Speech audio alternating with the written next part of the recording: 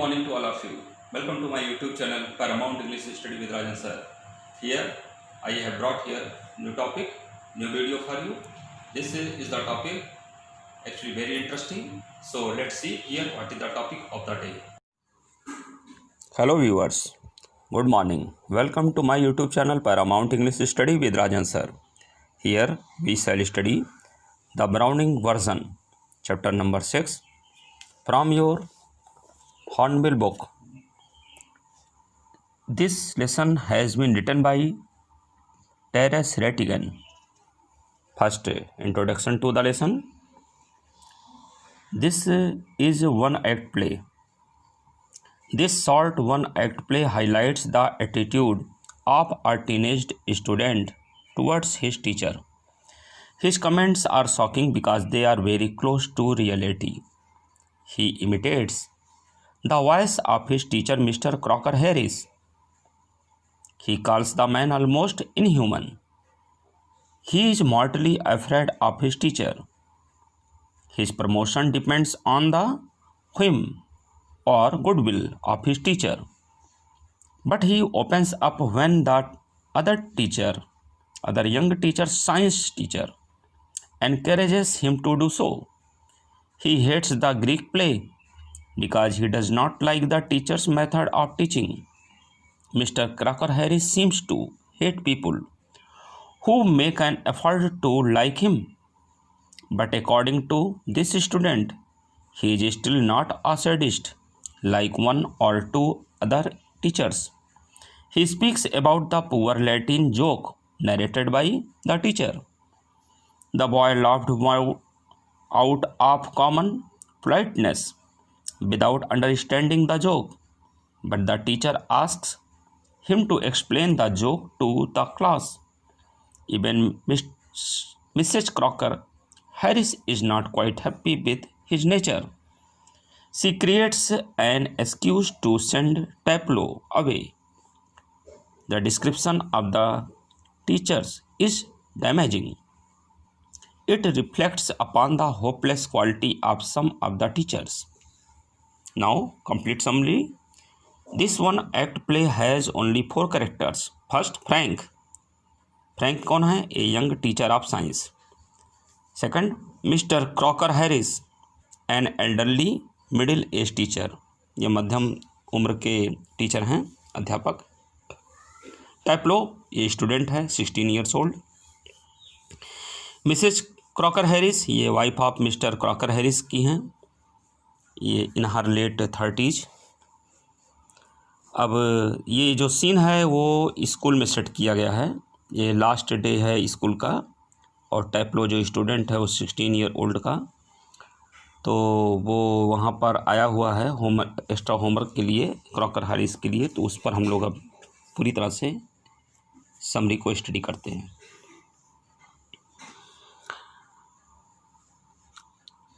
इसमें होता यह है कि टैप्लो जो 16 वर्षीय एक स्टूडेंट है वो स्कूल में आता है, क्योंकि नेक्स्ट डे से एक लंबा हॉलीडे होने वाला है.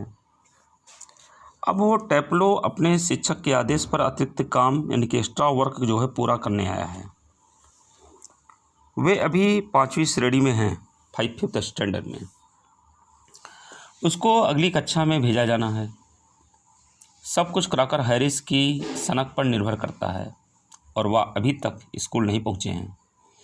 नियम के अनुसार तो क्लास के परिणामों की घोषणा स्कूल सत्र के अंतिम दिन मुख्य अध्यापक ही करते हैं, पर टैप्लो की शिकायत है कि इस नियम का कठोरता से पालन केवल मिस्टर क्रॉकर हैरिस ही करते हैं. इस कारण टैप्लो को अगले दिन तक अपने पास फेल या पास हैं कि फेल है इसका परिणाम पता चल पाएगा. वह अपने शिक्षक से बहुत डरता है, इसलिए तो वह स्कूल के अंतिम दिन काम पूरा करने आ गया है. मौसम दिखाया गया है कि ये बहुत ही प्लेजेंट है, सुहावना है. गोल्फ खेलने के लिए बहुत ही ये सुटेबल टाइम है. टैप्लो की लेकिन हिम्मत नहीं है कि वह अपने शिक्षक अपने टीचर को डिसोबे करके वहाँ से निकल जाए. पिछले ही दिन उसके शिक्षक से अपनी क्लास प्रमोशन के बारे में उसने पूछा था, तो मिस्टर क्रॉकर हैरिस की आवाज़ की नकल उतारता हुआ वो कथन को दोहराता है कि तुम्हें वही ग्रेड दिया जाएगा जिसके तुम लायक हो, ना तो नीचे किया गया है ना तुम्हें ऊपर किया गया है। टेप्लो मन का गुबार निकाले बिना नहीं रह सकता। वह कहता है कि मिस्टर क्रॉकर हैरिस में मानवीय सहजता कतई नहीं है।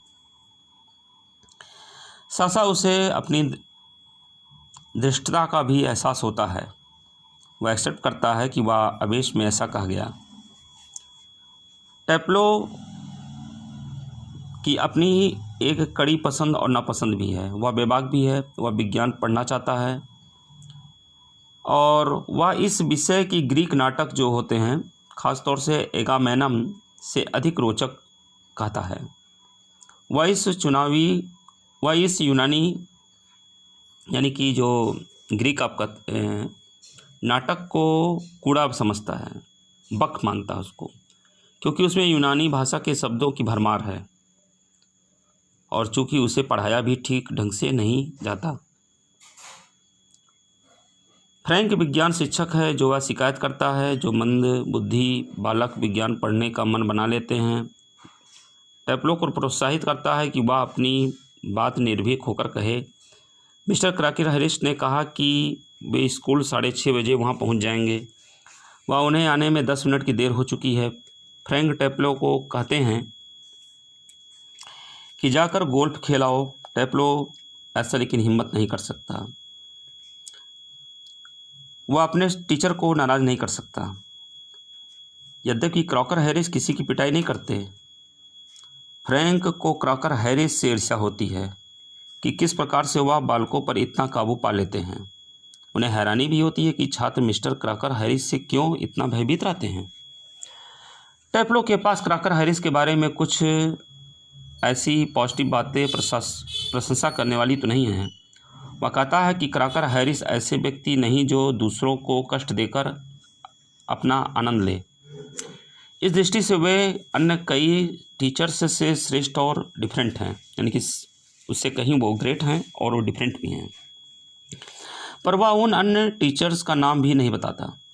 वह फ्रैंक को भी खुश करने की कोशिश करता है, पर फ्रैंक को उन परिपीड़कों में शामिल नहीं करता क्योंकि फ्रैंक युवा हैं और साइंस के टीचर हैं। मिस्टर क्रॉकर हैरिस कोई खुशी देने वाले व्यक्ति तो नहीं हैं। अंदर से वे किसी अखरोट की भांति सिकुड़े सूखे रहते हैं। ऐसा लगता है कि वे लोगों के से नफरत करके उन्हें अपना प्रशंसक बनाना चाहते हैं। इन सभी त्रुटियों के बावजूद भी टेप्लो क्रॉकर हैरिस को पसंद करता है क्योंकि वह बहुत ही पंक्चुअल आइडियल टीचर हैं। एक दिन क्रॉकर हैरिस ने क्लास में अपना एक पुराना सा चुटकुला सुनाया। चूँकि वह लैटिन भाषा में था, कोई भी छात्र उससे समझ नहीं सका, ना ही हंसा। केवल टेप्लो ही सामान्य विनम्रतावश हंस दिया, यद्यपि वह भी समझ नहीं पाया था। मिस्टर क्रॉकर हैरिस बहुत खुश हुए। कहे, मुझे खुशी है कि तुमने लैटिन भाषा में इतनी आसानी से इस चीज़ को समझ लिया। अब तुम इस चुटकुले की व्याख्या करके अन्य छात्रों को भी अपनी खुशी में शामिल कर लो। बेचारा टेप्लो संकट में पड़ गया। वो खुद नहीं समझ पाया था तो वो कैसे दूसरों को समझाता। इसी बीच में क्रॉकर हैरिस की पत्नी मिली के आने से उसको जाके कुछ राहत मिल पाई। मिली जो 40 वर्ष के लगभग आयु की लेडी हैं, अपने हाथ में एक बास्केट ली हुई हैं, टोकरी पर्स। वह इसे साइड बोर्ड पर रख देती हैं। टेप्लो की जान सूख रही है कि मिली ने उसकी क्रॉकर हैरिस के बारे में सारी धारणाएं समझ ली हैं, सुन ली हैं। वो जाके क्रॉकर हैरिस को बता देंगी और उसे वो फेल कर देंगे। पर फ्रैंक ऐसा नहीं सोचते। मिली बताती हैं कि मेरे हस्बैंड जो खजांची के पास यानी कि ट्रेजरर के पास गए हैं, शायद वो थोड़ा सा लेट में आए। वह टेप्लो को कहती हैं कि जाओ थोड़ा सा एंटरटेन करो, कम से कम 15 मिनट के लिए।